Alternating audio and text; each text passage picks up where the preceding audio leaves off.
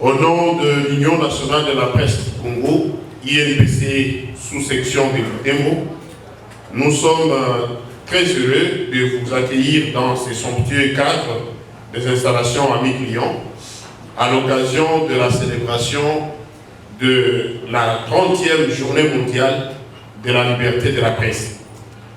En fait, c'est depuis le 3 mai 1993 que l'Assemblée générale de l'Organisation des Nations Unies avait proclamé la journée mondiale de la liberté de la presse.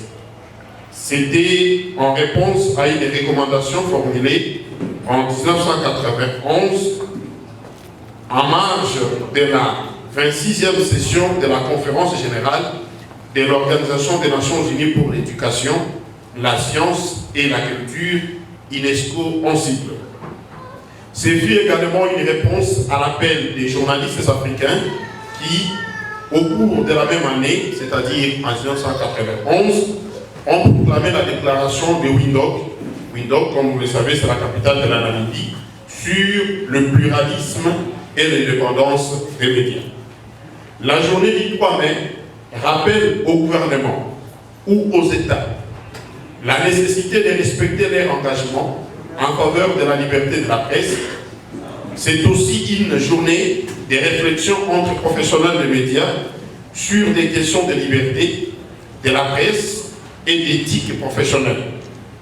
Voilà pourquoi le 3 mai est une occasion offerte aux journalistes de célébrer les principes fondamentaux de la liberté de la presse, d'évaluer la liberté de la presse à travers le monde, et plus particulièrement à Butembo, à ce qui nous concerne, de défendre l'indépendance des médias et rendre hommage aux journalistes qui ont perdu leur vie dans l'exercice de leur profession. En définitive, le 3 mai est une journée d'action qui favorise et permet de mettre sur pied des initiatives qui visent la défense de la liberté de la presse.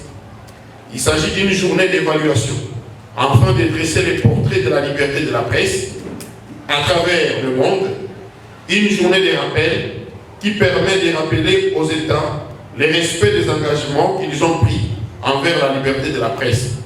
C'est une journée aussi pour alerter le public et accroître la sensibilisation à la cause de la liberté de la presse.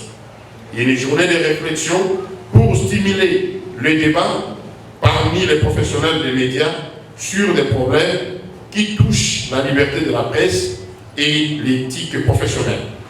Une journée enfin commémorative en mémoire des journalistes qui ont perdu la vie pendant qu'ils exerçaient leur profession.